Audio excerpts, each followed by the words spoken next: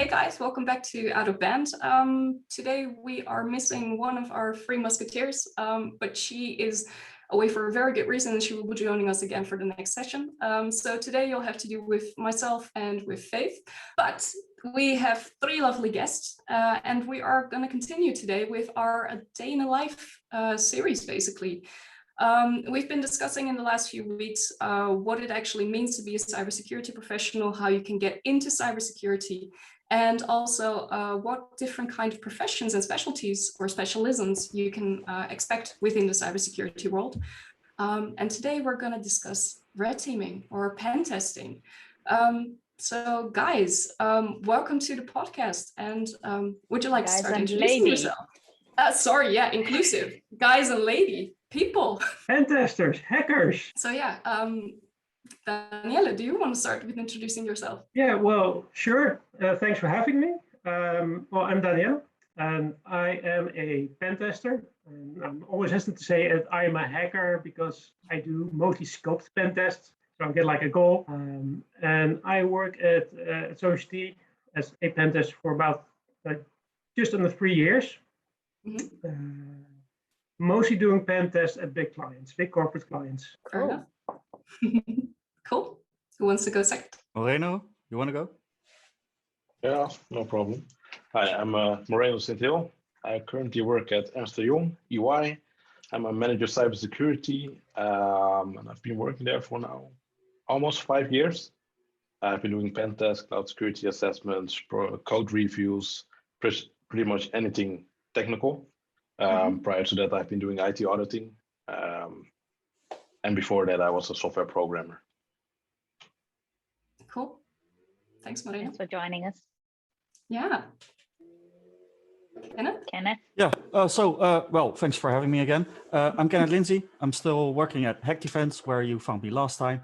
We're a smaller Dutch boutique pen testing firm where we do pen testing. And I've been a pen tester for close to 5 years now. Cool. Thanks all. Thanks for the introductions. So the reason that we're actually also trying to highlight a little bit about what is pen testing, what is red teaming, what is technical assurance testing, is because I've been approached in the last few years a couple of times already by people that want to get into cybersecurity, that have seen the hacking movies and are really like wowed by the amazing technical skills or by the amazing lifestyle that a hacker supposedly can have, but they usually don't really seem to understand what a hacker or what a tester actually does. So I'm hoping that we can shed a little bit of light today on that. Maybe it's good to have a bit of a backstep first, as in how did you guys get into testing? How did you guys get into the technical aspect of it? Sure, I'll kick off. I did my graduation internship at KPMG, one of the other big four.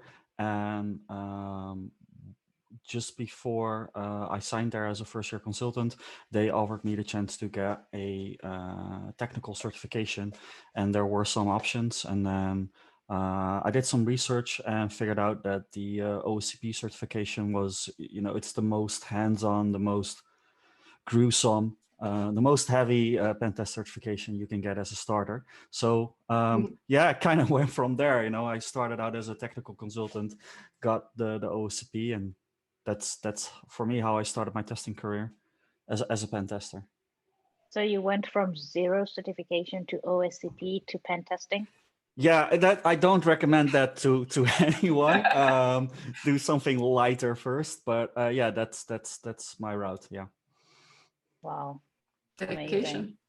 Yeah. A lot of suffering. I still haven't dared to start OCP at the moment. Might gonna do it next year.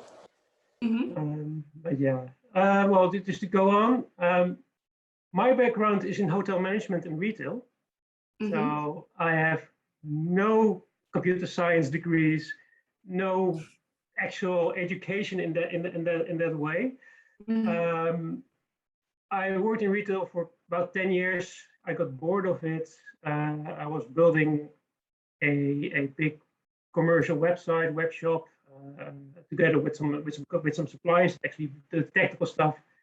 but I was thrown in there to do increasingly more technical things. And then I figured out this is something I enjoy way more than doing the commercial stuff. Mm-hmm. And so I got my way into functional testing, because if you can't do anything in an IT company, you either get into the service desk or get into functional testing, because that's the entry level jobs you can get. And after a year of functional testing, I weaseled my way or bluffed my way into pen testing. And I've been doing that for 2.5 years now, without any certifications whatsoever, except my esthetisch hacker, which is behind me. Wow. That's also pretty dedicated, actually. I mean, from no experience technical area to go into full-on testing, that's pretty damn awesome, actually.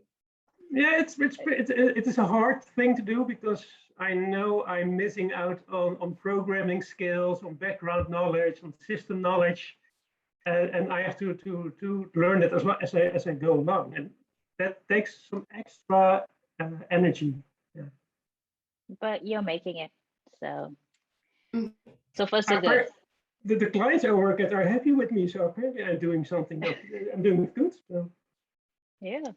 Moreno, do you want to introduce yourself to the audience? Yeah, for me, it's quite a while ago. I think I started hacking in 2010, maybe even earlier. Started out as just trying to get more more money from my parents for fixing the internet after breaking it myself. And then I started programming as well, but programming to cheat on multiplayer games online. And that's where my interest actually started. And it went more and more. And at that point, you had remote access tooling, RATs. I think popular group Black Shades. I was still a kid back then, so that sounded a lot like fun. And I started doing, some exploiting at school. Not the best idea.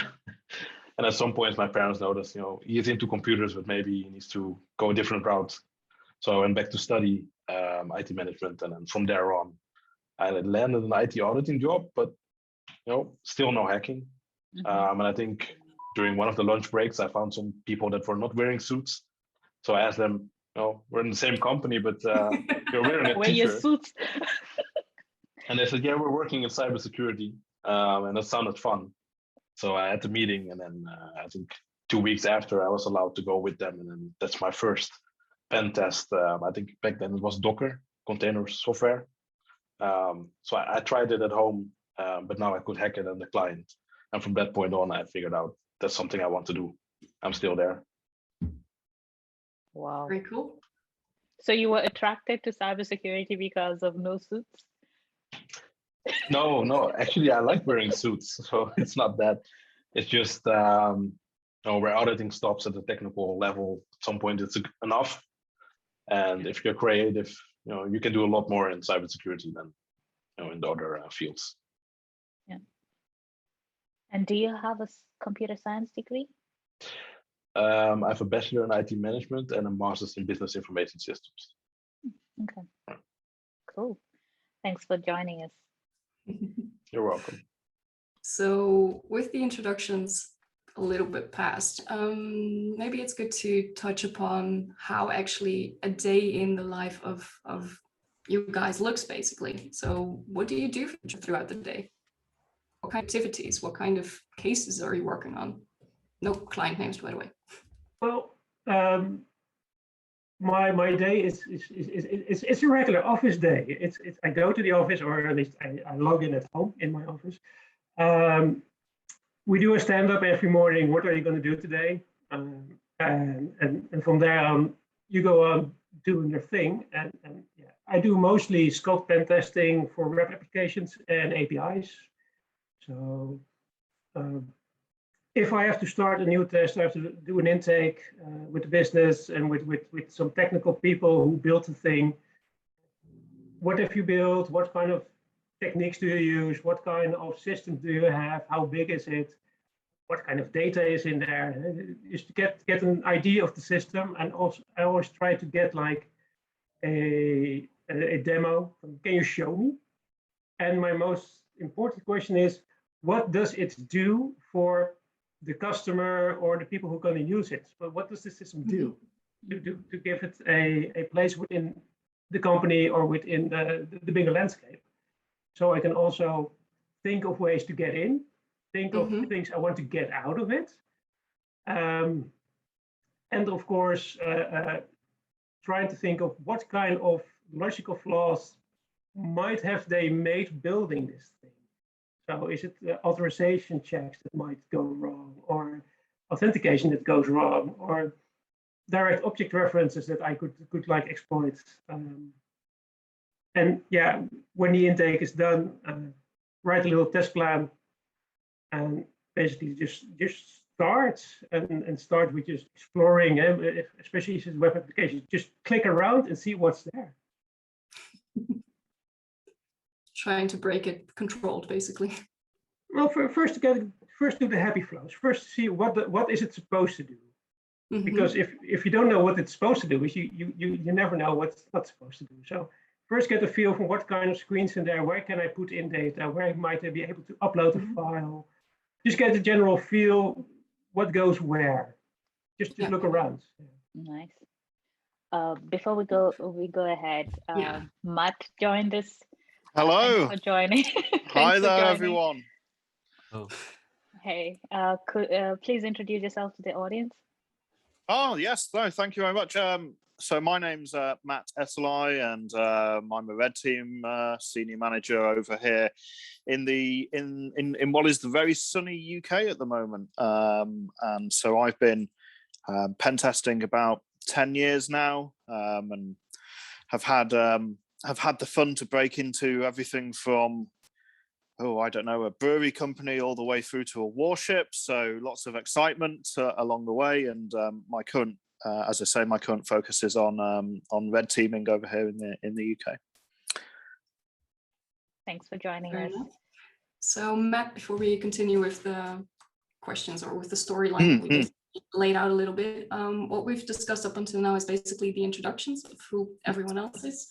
But we've also discussed a little bit of how they got into red teaming or in pen testing or in automated testing. Could you maybe give like a little hint of how you got into it? Yeah, absolutely. So I guess from a very young age, I was always one of those people that took things apart rather than played with the toy. So always had more fun trying to figure out how things worked.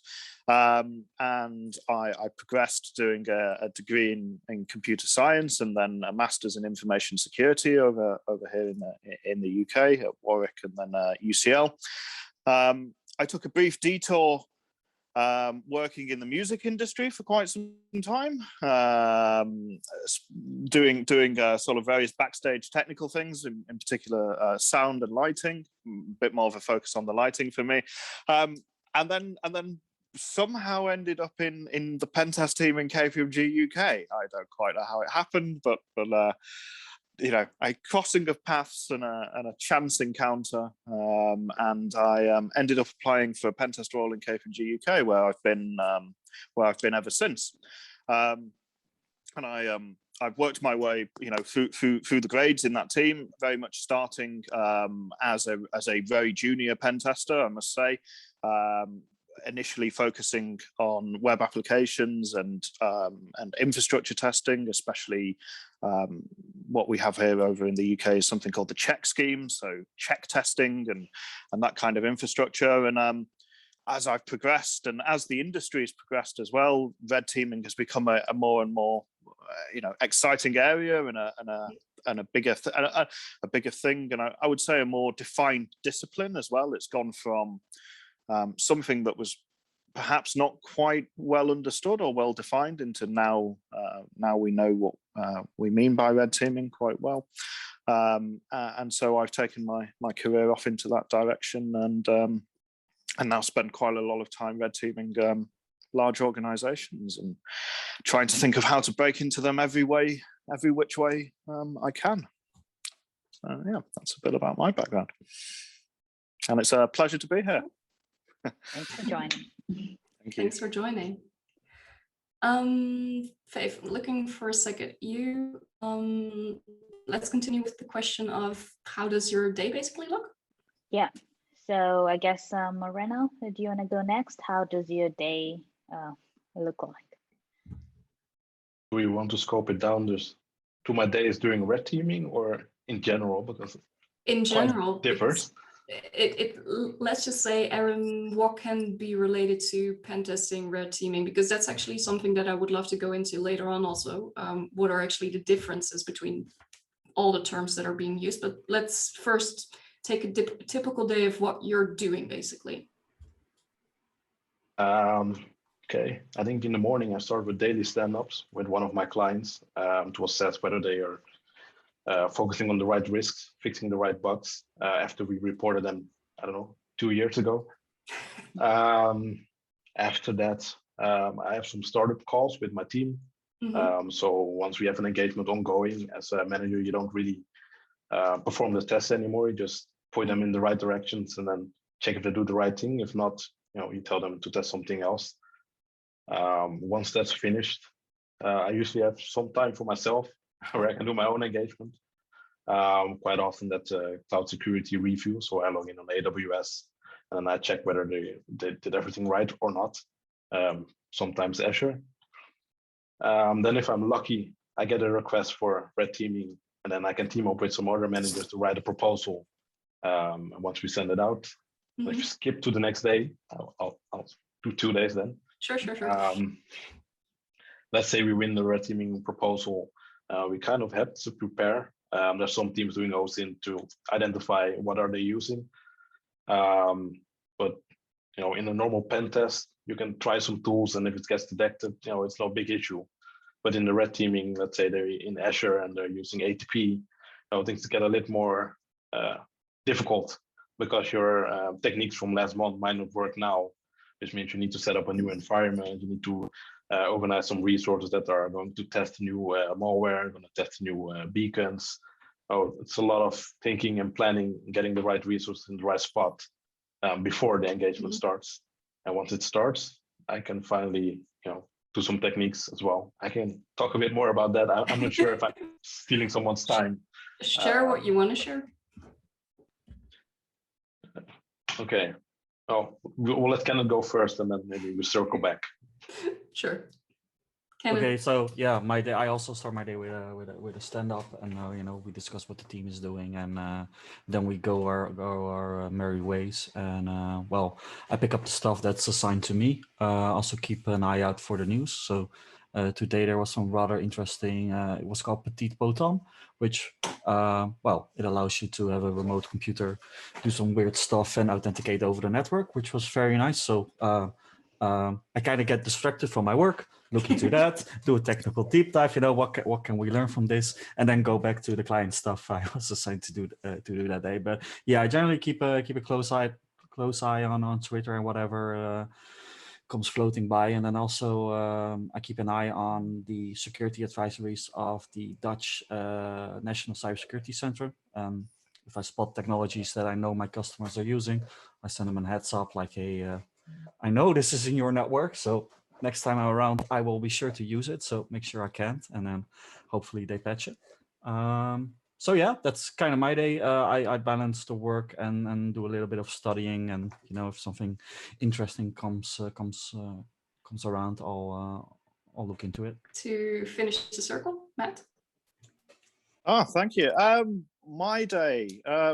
It can be very varied. I mean, again, initially, usually the first spill in the morning is understanding the lie of the land. What's the team doing? Is everyone okay? Checking in. Does everyone know what they're doing? And everyone okay to get started? And that can vary between an engagement I'm working on or even just a quick round robin across the whole team.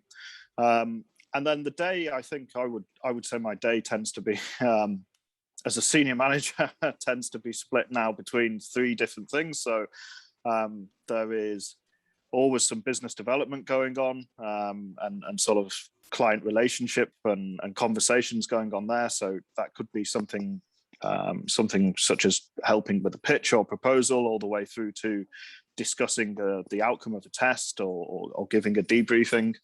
So that takes up quite a bit of time. There's then what I would call practice management. I normally have to do a bit of that in my day, which again can be anything from just making sure the team's all happy and everything's ticking over, which is an important thing for me in the team. But it could be even things such as making sure invoices are being pushed through the system for tools we want to buy, or anything like that. That sounds not entirely related to the day in the life of a pen tester, but certainly is needed to run a pen test practice. And then the final bit, which I try and spend most of my day on, is what I would call the technical leadership or the technical side. So I think someone already mentioned how your role kind of changes as you progress. So at the sort of manager, senior manager level, I've noticed I'm less full-time on a test, but I'm more acting as an escalation point. So when junior testers or other testers want to bounce ideas around, or maybe we want to whiteboard something and have a look, or perhaps they've come across a vulnerability, but they want someone to take a deep dive, that's when I'll get stuck in.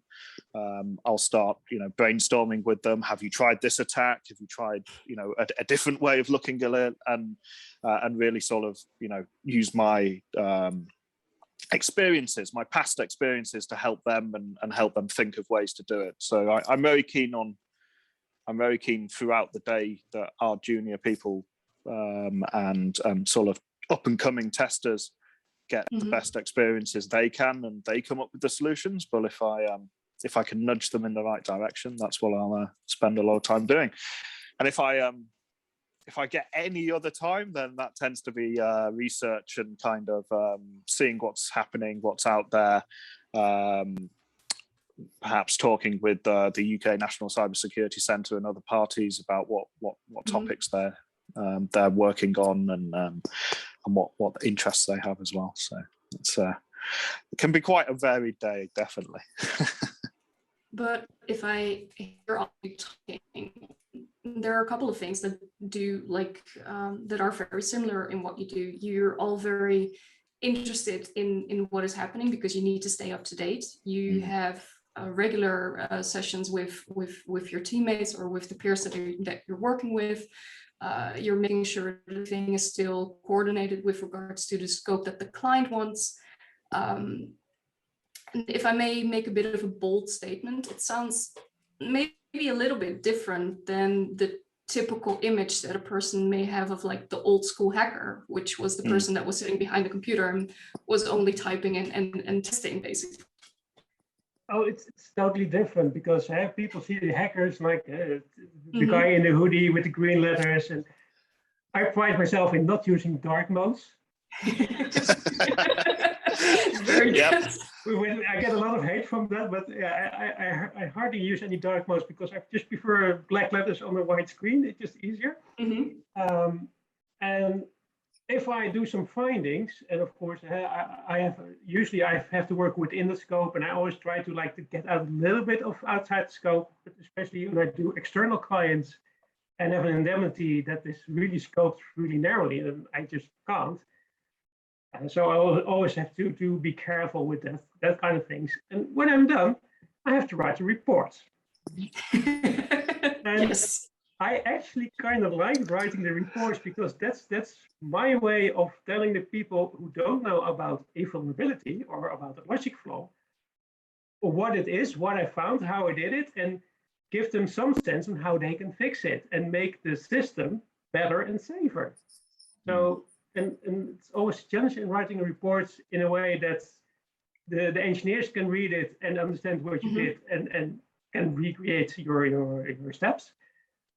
But in corporate environments, most often those reports are not read by the engineers at the first time, but by somebody from the business or a manager.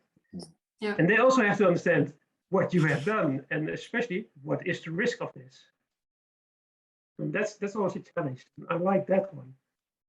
Making sure that it's still technical enough to make sense, but still understandable for the rest of the organization. Make sure that it's technical enough for the tech people who need to fix it.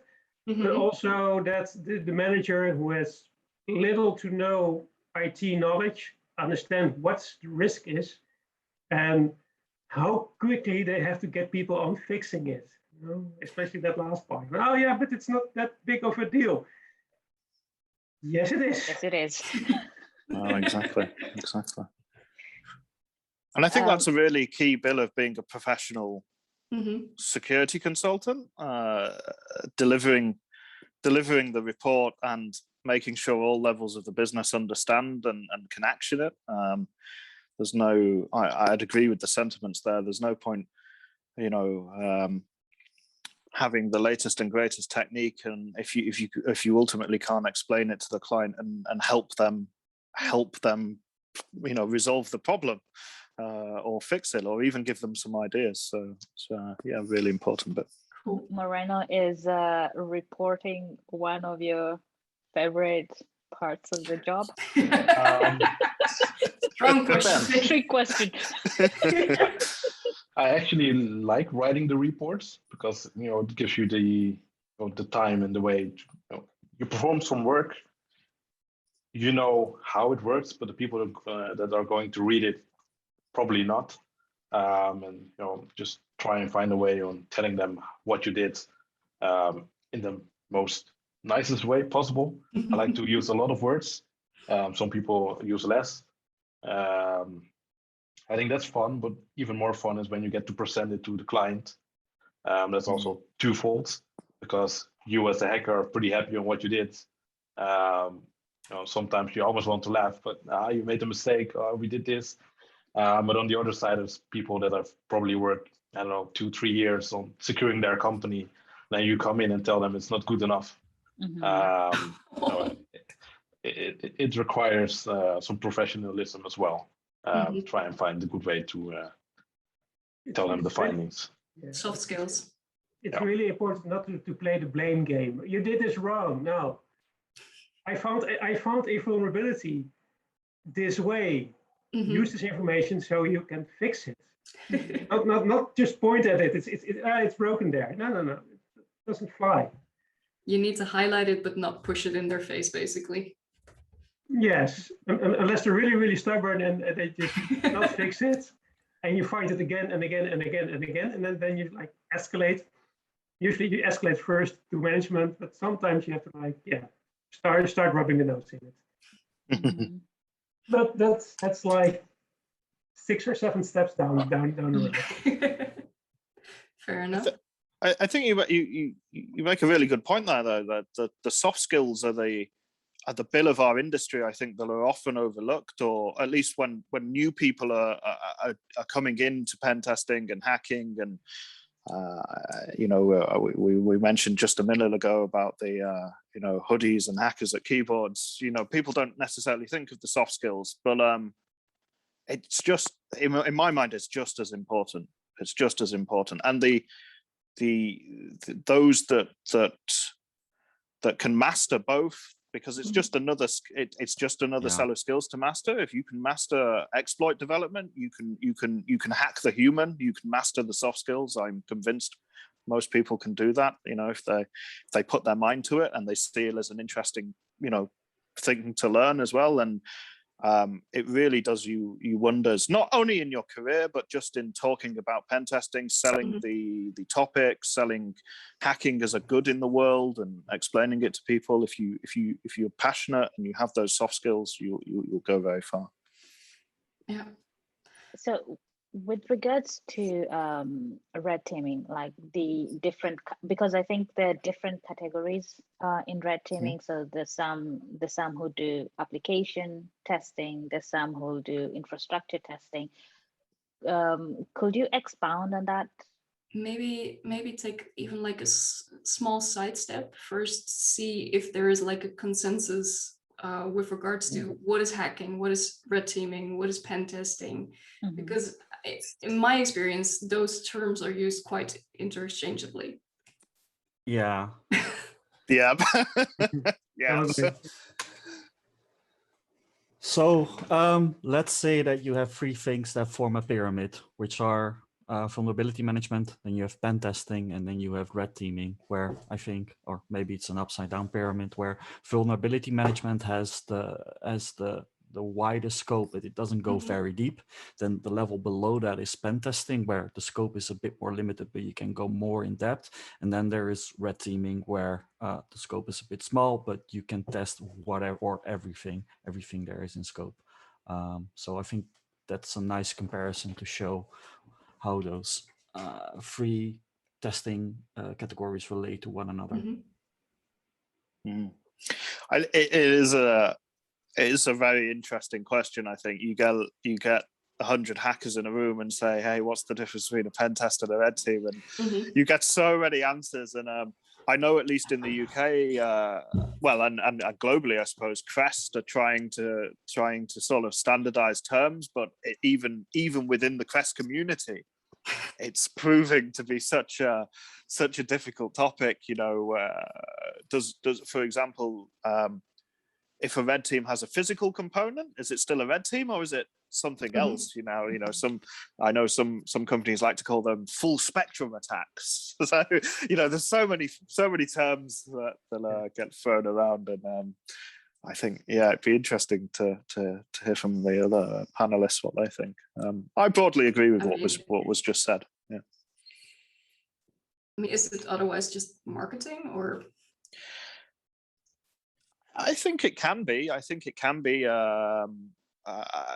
think also a lot of our buyers, a lot of the buying community can get quite confused with the terms as well. So it can be a way for the buying community to perhaps be vague as to what they want, and so when they pull out a proposal, they say, well, this is red teaming, but it doesn't actually, then they say, okay, but you're actually just focusing on this one application. And it's like, well, hang on a minute, that's not a red team. So there is a lot of confusion out there, I think, and it's something that we could do with as a community, working and helping our buyers understand more.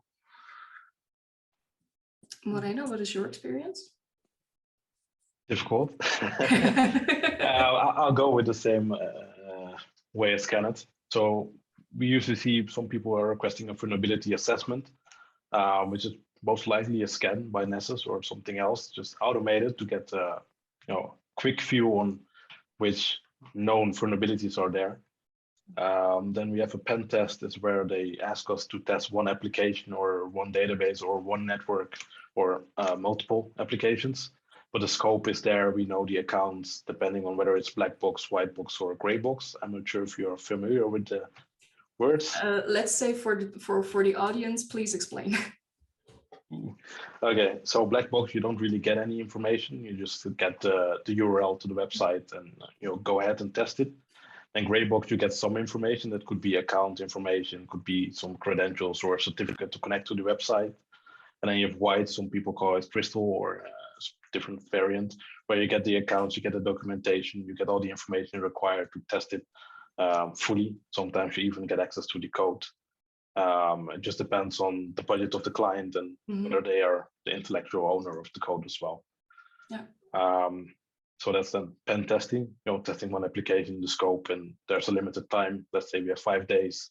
And if you find it in 5 days, it's good. If not, it could be 6 days was actually necessary, but they only paid for 5. Then red teaming, usually we don't test an application, but we test an organization or a department. Because in that case, we as attackers try and infiltrate the company, get their crown jewels or any flags they have defined. But at the same time, there's a team there as well, the blue team, I think from the previous podcast as well, that are in charge of trying to identify if they can see the red team. So it kind of differs on what the client wants. Do they also want to test their own people, their own personnel? Are they able to detect an attack, or do they just want to know if their application is vulnerable? And in practice, we see that clients that choose a mix between both. So they narrow down the scope to a department and a few applications. It happens. Yeah. And do you have scenarios whereby sorry, Jennifer, do you have scenarios whereby you have the vulnerability assessment and the pen and the red teaming, but no pen testers? You know, That's like speaking of the pyramid that that Kenneth just showed us. I think that's a difficult mix, because on the vulnerability assessment, you're scanning their software, their perimeter, their applications, which, you know, by essence is quite loud, as Yeah. it probably generates alerts, so they'll catch you anyway. Hopefully. I've not had that kind of request. No, Okay. Yeah. Okay, so basically, you'll see red teamers in organizations or in places where pen testers already exist. Yeah. Usually, Yeah. I'd say, yeah. So if I summarize, I've been hearing up until now, is it then basically... Jennifer, I think you're having some audio issues from your end. Can you guys hear me now properly? Yes. Yeah. Mhm. Awesome. Sorry guys, working from home, internet connection sometimes fails. What I was saying, if I hear you guys all talking and discussing, if I then it then comes down to a difference in scope. Yeah, but also I think maturity of the organization receiving the service. So I think any organization could start with or could currently receive vulnerability management or vulnerability assessment. Then there are some organizations in that pool that are ready for a penetration test, and there's even less companies, the companies that have an in-house blue team or maybe an external blue team, that could receive a red team assessment. So it's also tied to the maturity of the cybersecurity maturity of the organization. Yeah. Yeah. And so, changing topics, what are the challenges that you experience as a red teamer? Because for me, something that just pops up is, okay, you have a certain scope and you just have like 5 days, as Moreno mentioned, you have like 5 days to do a test. But since the time is limited, it means that you might not be able to test everything, but you still need to deliver. So what are the challenges that you experience, and how do you go around them? I'd like to jump in there. The 5 days was for the pen test, because the red teaming exercise is usually 1 to maybe 2 months, depending on how big your team is and how big the client. So there's a bit more time. Then if we look at the challenges, depending on the rules of engagement, sometimes you really start from the outside and you have nothing. You go to their website and try and find a way in. If you spend too much time there, you don't have time once you're actually in. So you need the right people at the right time, and that also requires training. And it's not the same person doing the external check as the person doing the inside check, which just comes with teaming complexities. Then again, if you want to train people within your organization, red teaming is usually not the way to do it, because just 1 or 2 typos and you're already catched. Just means you need experienced people, which are also expensive people.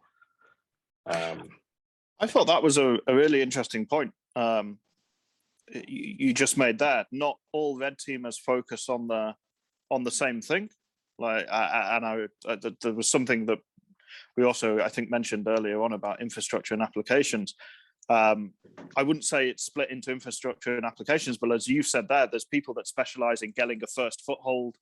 There's people that specialize with, lateral movement, moving around and maybe creating different payloads. And then there's those that, really, I don't know, might specialize in really getting what we'd call the actions on objectives. I think we'd all agree is the term. So you have different specialities even within red teaming, which often people don't realize. And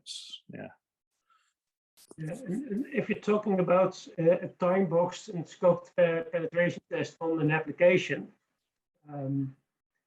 I never like to do those black box, because then I might be working 4 or 4.5 of my 5 days on getting in to circumvent the login mechanism. Yeah, okay. I finally figured out a way to get in or install a password somewhere, and then I have like half a day left to test the actual application. Mhm. know, and so I always prefer to do gray box or white box testing. Just say, give me an account, preferably a high level and a low level account, so a user or an admin, so I can compare the two. Because if you're time boxed and I only have 5 days for an application, then I really want to get the most out of it. And I always try to think from what would somebody do or try to do if they want to profit from this in any way? Right? Would they try to steal data? Would they try to escalate privileges? Would they use it to deface the application or the websites? And basically, I set myself a couple of scenarios from which I'm start testing. Do you normally have you need to run X number of scenarios for a test, or? Yeah, depends on. I know. Yeah. Sorry. Yeah, sorry. It depends on the type of test and the client requesting it. Some clients have you have to test the OWASP top 10 because that's all there is. Now there's way more than that. Some say you have to test the Sans 25. And while working in the Netherlands, some say, you have to test according to the standards that are set out by Logius for governmental applications. So it depends. I mean, I know here for our CBEST scheme, or our BEST scheme, which is very similar to I think what you have in the Netherlands as TIBA. Yeah. We are normally asked to do 3 or 4 scenarios for our red teams. So and each scenario will have a different entry point, and each scenario will usually have a different objective. It will be a different important business system, and you'll usually be pretending to be a different threat actor as well. So scenario 1 may be, you are an organized crime group. You're going to use phishing to get in, and you're interested in, whether you can escalate privileges such that you could spread ransomware. Whereas scenario 2 for this kind of CBEST red team, which is about 10 weeks in length, scenario 2 might be you're simulating a nation state, let's say, China, and you're interested in making use of a supply chain issue, and you're going to focus on intellectual property. So at least for our red teams over here, we do kind of generate about 3 or 4 scenarios, and those are the ones that we stick to in the red team exercise. Yeah. I would like to jump actually in on that comment, because in the Netherlands, at least, TIBER is something that is more specifically for example, financial institutes, and not necessarily for any type of organization that is interested in specifically red teaming. But I take it then that in the UK that's different. Yeah, so I mean, our equivalent to TIBER is known as the BEST schemes, and there's quite a few now. So they're spreading across the critical national infrastructure sectors. So there's the main ones are CBEST, which is financial. Cyber Bank of England stress test, I think, is what the acronym sort of. I think they expanded it after they made it. And then there's GBEST, which is government, and TBEST, which is telecoms, and I think there was an NBEST for the nuclear sector. So it is spreading, but there is a similar scheme called Crest Star as well, which is meant to be high-end red teaming, but for any organization. They're very aligned to each other. And we see sort of organizations that aren't necessarily critical national infrastructure, but who want to have red teams done. They now ask for this as well. Interesting. So back to the challenges. Moreno, what are the challenges that you experience as a red teamer, and how do you overcome them? I can give a few examples. So let's say we have a few programmers. They can program in C. They create a new beacon object file or something we can execute to get access on the system. No, antivirus is not getting it. Defender is not getting it. McAfee is not getting it. You're working fine. It's Friday. You go to bed. Monday you start, and then the client's like, we got alerts. Yes. At that point, we didn't do anything. We were sleeping. You start questioning, what happened then? It could be that Microsoft has updated their signatures, and now it's now they got it. So you're constantly fighting a moving target. So on Monday, I might not need someone with programming skills, and then on Tuesday I need them, but they have the day off. That's one thing. Then the second is actually the client, or if you're infecting someone, let's say I infect Kenneth's laptop, he probably has ran PowerShell and some scripts or anything, so his profile as a person or his profile on his laptop is different than perhaps from Fate. So if you're trying to run some commands, it's suspicious on Fate's laptop, but it's not on Kenneth. So you need to do a lot of thinking before you perform an action. Sometimes it takes 1 to 3 hours before we perform the next action on the client's laptop or whatever we infected, because it's just trying to figure out how is their environment working and then replicate it in your own environment. But sometimes we run our testing environment in Azure, but then if you compare it to the client, they have millions of devices and policies. It's difficult to replicate that. So you're constantly studying, learning, which also takes up some of your private time. I mean, that's why, for example, reconnaissance is also quite important, right? I mean, it's not just the testing that you're doing, it's also the preparation in order to execute the test properly. Absolutely. Yeah. Absolutely. I mean, the more you know about your target before you actually type the command, and as you say, sometimes it can be 1 to 3 hours while you're waiting for things to quieten down. You're waiting for the blue team to change shift even. The more you know in advance, the better your test will go. Even if it's something, I know, for example, tests we've done, we've scoured the internet looking for any evidence, LinkedIn or anything about which AV solution they're using. When did they last procure it? What, do any of their sysadmins have, I'm really experienced in, I don't know, let's say semantic endpoint protection as an example, just so you can get that little upper hand to give you that edge, so you know what you're up against. Not having the full picture is one of the biggest challenges with red teaming. I think you never have the full picture because you tend to be attacking from the outside. Yeah. Kenneth, what are the challenges that you experience as a red teamer? Oh, well, not specifically as a red teamer, but I think Daniëlle made a good point about the black box time boxing earlier, where I often go back to a customer and ask them, okay, but why do you want to test the black box? I mean, if I look at the Verizon breach report, ransomware gangs will be in your network for at least 4 months before you notice them. So why the 5 days? Why no credentials? What do you want me to test? What do you want me to emulate? And I think sometimes the customers not really knowing what they want or what we can do as a tester to help create insight in the risk they are currently facing is a thing. Yeah. Plus, I guess they also want to economize as much as possible, right? Yeah, but if you want to economize as much as possible from a pen test, give me as much information as you can. Because if you have me spend 4.5 or 5 days attacking your single sign-on solution, which are usually pretty damn good, I don't test your application. I test your single sign-on solution. Yeah.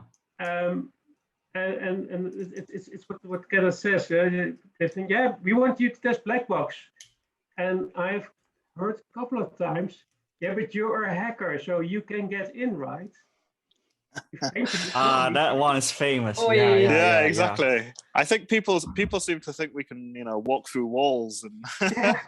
wait, you can't? Oh, dude. It's on my research list. No, absolutely. There are a lot of challenges, I think, in our work, and sometimes our clients. I don't know if you all see this, but sometimes our clients sometimes don't appreciate those challenges, or they don't necessarily. I know when we're doing red teams, a lot of our conversations are also about risk management. So if we're going to, put beacons on their network, or how do we make sure we're doing that in a safe way, and sometimes the clients haven't necessarily even thought about, why you might want to build, for example, implant safety measures, and they might take time, and they're just like, well, a real attacker wouldn't do implant safety measures. And it's like, well, yeah, okay, but this is to protect you and to protect us. Yeah. So, yeah, there's lots of challenges. I always say there's always a risk in doing a pen test that I bring your server down or do a denial service. I don't try to do a denial service, or if I think I'm going to do it, I'm going to call you first. If I press this button, your server might go down. Are you ready for this? Yeah, a real hacker doesn't do that, but I kind of care if my client is still able to go on with production, because stopping production is sometimes it's a hassle of half an hour of some engineer redeploying a server, and sometimes it's a whole team working a day and a half before they figured out it was me. Yeah, and you don't want to have that. Yeah, and there's also this thing, if you're conducting a pen test and something goes down in the client's network, it's your fault. It's your fault. But then also, clients not really appreciate, there are customers I won't name that have Windows XP machines in their network. I was like, yeah, well, a hacker won't respect that. I won't touch it because I know what is connected to the thing. It might be some sensitive medical device or something that you can update, but please, for God's sake, don't put it on the network. But, I have to be considerate in what kind of force I apply in your network, because the XP machine will probably break, but a hacker might not have that consideration. Yeah. So, and I would sum up, I guess that's the biggest challenge we have is all of us on the call, we have professional boundaries.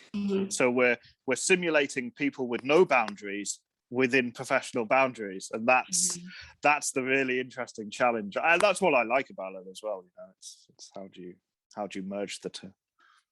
And have you, lady and gentlemen, have you gotten into trouble because of an engagement that you have worked in? Well, so there is something I can share where at Hack Defense we did an engagement where we tested one of the systems that is in use for our election scheme here in the Netherlands. There was some nasty attention on Twitter regarding our company where people were trying to find out where we live, that kind of stuff. That's really, that I had to go at home. Yeah, that's really uncool. That for me crossed the boundary where if I have to explain at home that I'm looking over my shoulder when I leave the home right now. That's the kind of trouble I got in. But no, normally when I professionally conduct the things I do, some things might go down. The client might sometimes be unhappy, but that's part of the job, and that's manageable. If I may react to that, and then the rest of the panel may also react to that. In the Netherlands, it is illegal to hack by law, and the way that companies usually circumvent that and get approved tested is by using a signed document in which a scope is very dedicatedly written down, agreed upon by both parties, and then not deviated from unless there is an exception to that document. Yeah, the indemnity is sacred, especially when you're doing external clients. I have been in teams where I've been inside the client and just part of the client's red team. And the rule there was when you stay inside, basically anything is game, but just don't try to disrupt the production, of course. But as soon as I had to test something from a supplier, then the indemnity clause was sacred. It had to be signed by the supplier, it had to be signed by us. There was a scope in it, and I would not go outside of it because, that's territory that starts kicking off trouble. And fortunately enough, I never had to deal with anything more than grumpy manager and grumpy engineers because they had to do stuff to fix it. Which is fine by me. I can handle grumpy people. That's what you're paid for to do, basically. Yeah, but it's like, but you did it, and now I have to like put in a lot of hours to fix it. Yeah, I'm sorry. I just pointed out the vulnerability to you. You asked me to do that. I did that. Yes, it gets the point. Moreno, sorry, Danielle.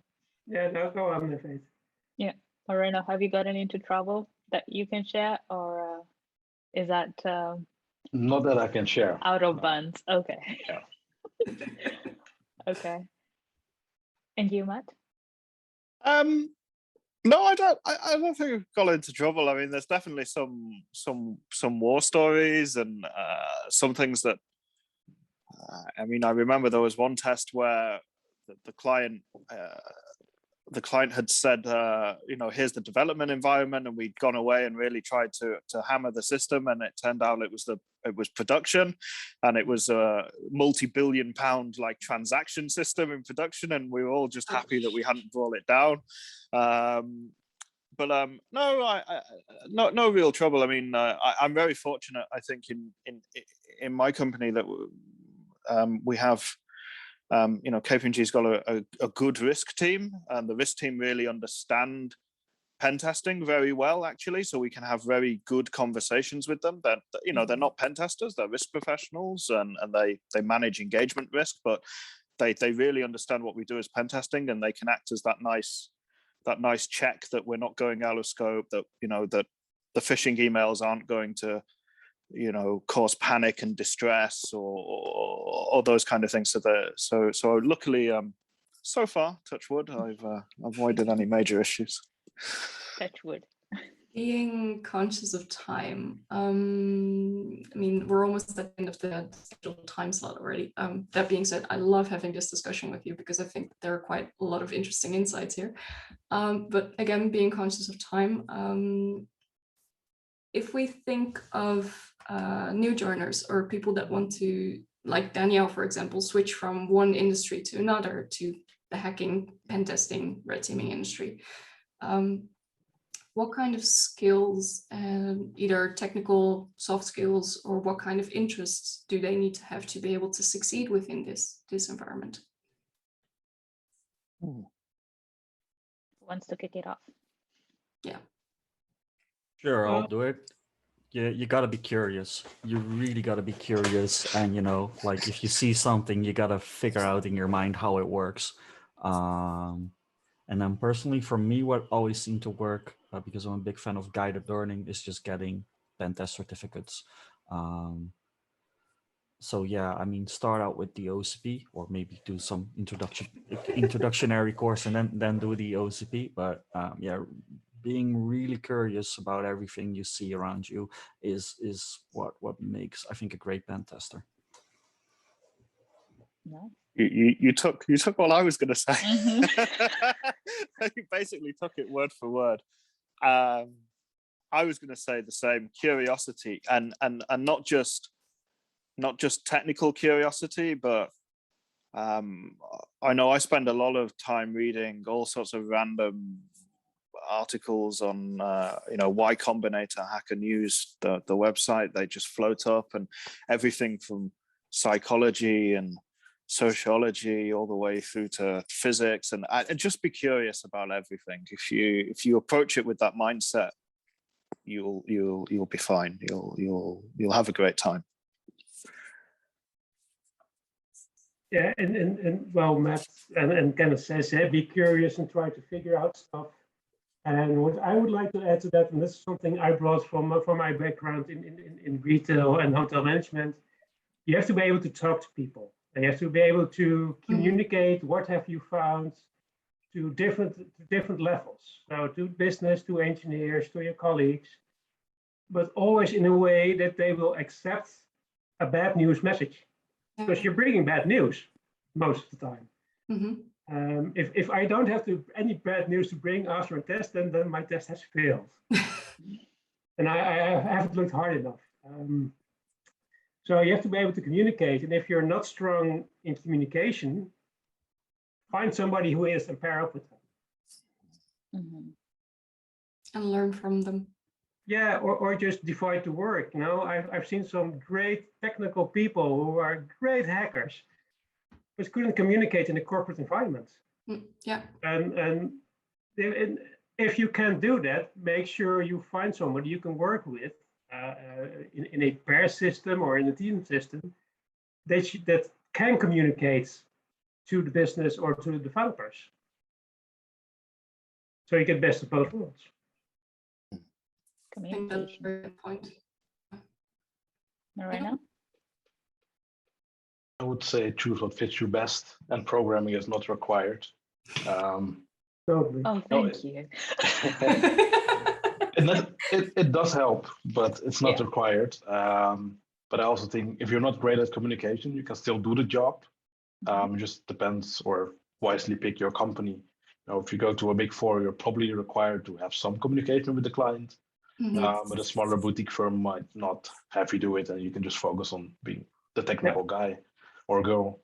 You know, be conscious of that. And I think what follows on from both of those comments was teamwork. You know, information security, I would say globally, I mean, and this call is an example of it. It's a global industry. You meet new people all the time. So I think it's not a soft skill and it's not a technical skill. It doesn't fall in them, but, you know, just embrace the community, be kind, be respectful, realize that everyone has something to bring to the table. Like we just said, you know, you don't have to be a programmer. You don't have to be an exploit developer.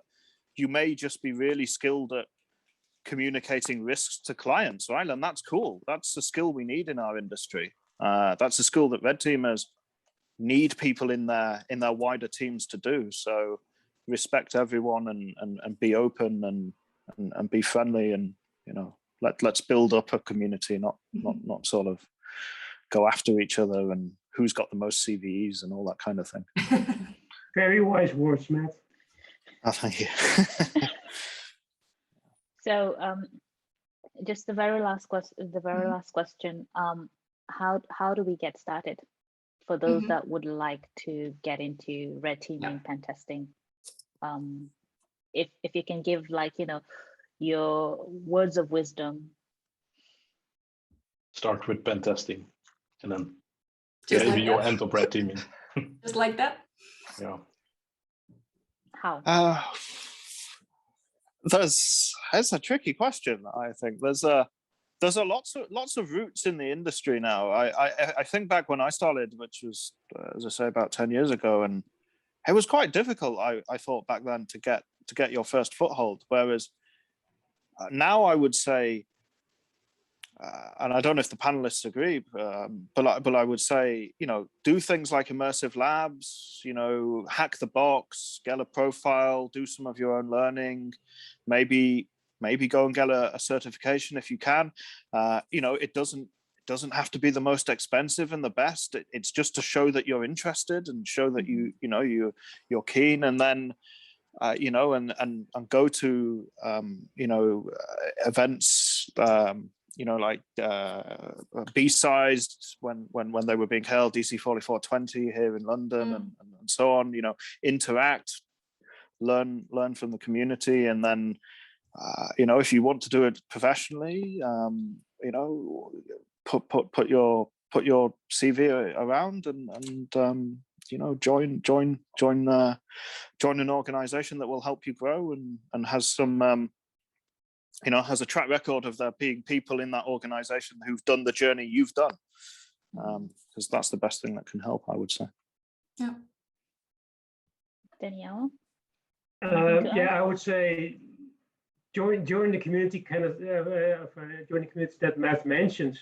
Get involved with people, get to know people, build up your network, and technically start with web applications, because that's the easiest entrance into pen testing I know, because you have a really clear input, something output in your messages. It's the easiest entrance into hacking, if you ask me.